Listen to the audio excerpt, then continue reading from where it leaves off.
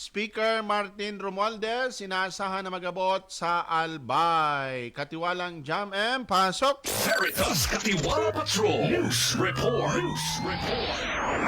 Yes, Marina Aga tabi Father Francis inaasahan ang pag-abot digdig sa probinsya ni Albay ni Speaker Martin Romualdez na konsahin personal na bibisitahon kan opisyal ang mga Albayanos, lalong-lalo na ang naging biktima man kan nakaaging Typhoon Christine na konsahin inaasahan man ang pagtataon ni mga ayuda kan Speaker digdig sa probinsya ni Albay, partikular digdig sa ICR na konsahin ini ang saro sa magiging venue kana sa iyang pagbisita digdig sa probinsya ni Albay.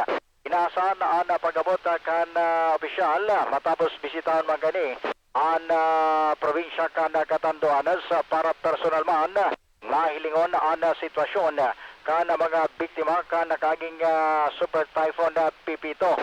So digdi inaasahan na dakulang tabang asin dakol ang makikinabang sa iyang pagbisita digdi na maayudahan ang sa tuyang mga kababayan kana sa indang mga kaipuhan, lalong-lalo na kan nakaaging bagyong Christine asin ang mga biktima ni mga pagbabaha digdi sa Bicol Region. Jaminosa Veritas Ligaspi Katiwala sa katotohanan. Veritas Katiwala Patrol News Report. Salamat tabi Katiwalang Jam sa mga karagdagan na informasyon. Padagos kita mga tugang kan sa tuyang pinagiristoryahan. Ano? Igwapa. Sige, kaunta na ini mga katiwala. PNP Maritime Unit Bicol nakadakop nin mga counterfeit na sigarilyo sa kadagatan ni sakop na Piodoran Albay. Katiwalang Dens, pasok! Veritas Katiwala Patrol News Report. Yes, Father Francis, good morning. Good morning sa gabos na mga parantabay. Sarong si vessel ang na-intercept na mga personahes kan PNP Regional Maritime Unit sa paagi kan sa indang team duman sa syudad kan Ligao sa paagi ni kan isinagibong seaborne patrol operation ang nasabing team na pinagpamangapanginota ni Police Captain Roel R. De Ocampo kung sa iniong operasyon na iniong isinagibo duman sa kadagatan na sakop kan barangay Marigondon, Piodoran Albay na nagresulta sa pagkaka-intercept ninda kay tuong sea vessel na igwani na sakay kay itong mga counterfeit na sigarilyo duman mismo sa nasabing lugar. Ang operasyon na inioan na isinagibo kasubagong maumagahon pasado alas 3 an aga na nagresulta sa pagkakadakop kang siyam na individual nagabos ini residentes kan barangay Basicao, Piodoran Albay. Loaded iniong sea vessel ini ni na assorted na klase or na nasa 500 boxes kan assorted brand kan sigarilyo. Alagad kan iniuan pigpalo ng dakuton asin i-apprehend kang nasabing team duminulag inio sabay na naglukso duman sa indang sakayan mantang itong mga boxes kan sigarilyo ang pinagtapok or pinag-ula duman sa dagat. Alagad inio ang na-recover man giraray kan mga otoridad.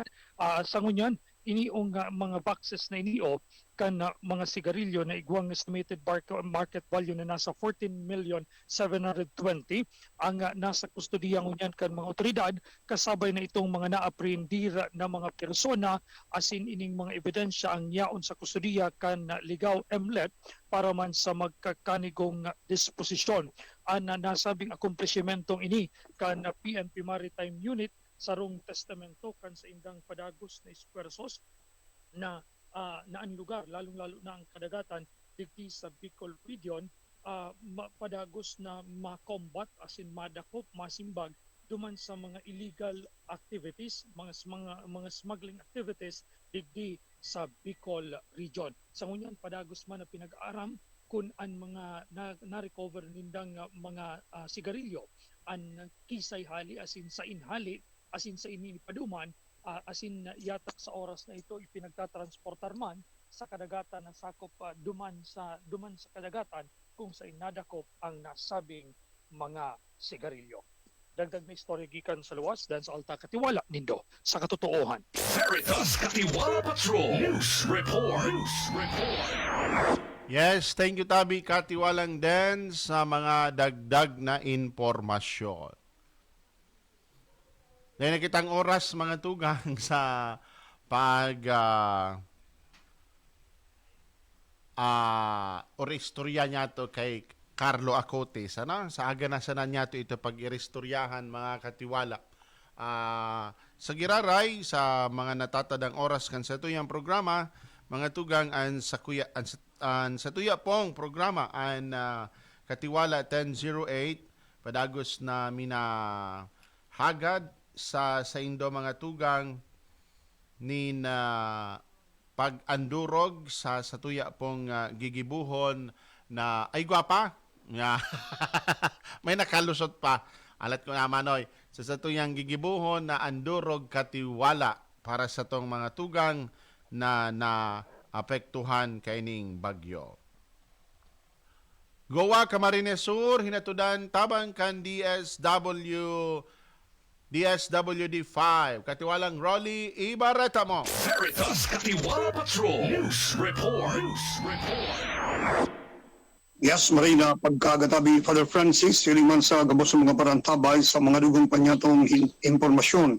Inatudan kan Department of Social Welfare and Development Field Office 5 ang mga pamilya na naapektaran kan uminaging Super Typhoon Pipito, partikularmente dyan sa Banwaan kan Goa sa probinsya kan Camarines Sur.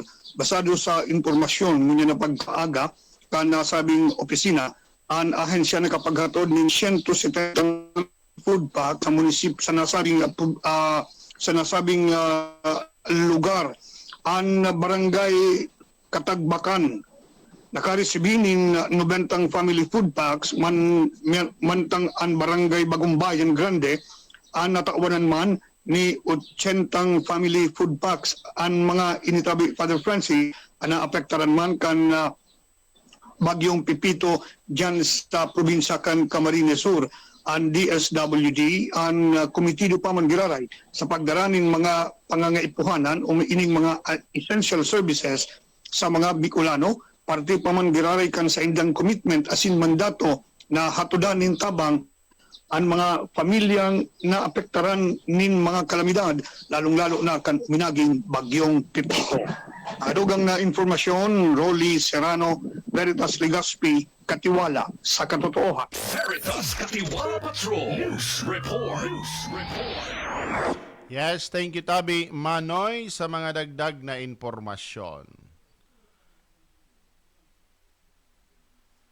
Yan na, inabot na kita nin oras nin pamamaaram. Salamat po mga tugang sa indong padagos na pakisumaro sa satuyang programa. Sa aga naman po, mag-iristoryahan kita mga pangyayari sa satuyang simbahan asin komunidad.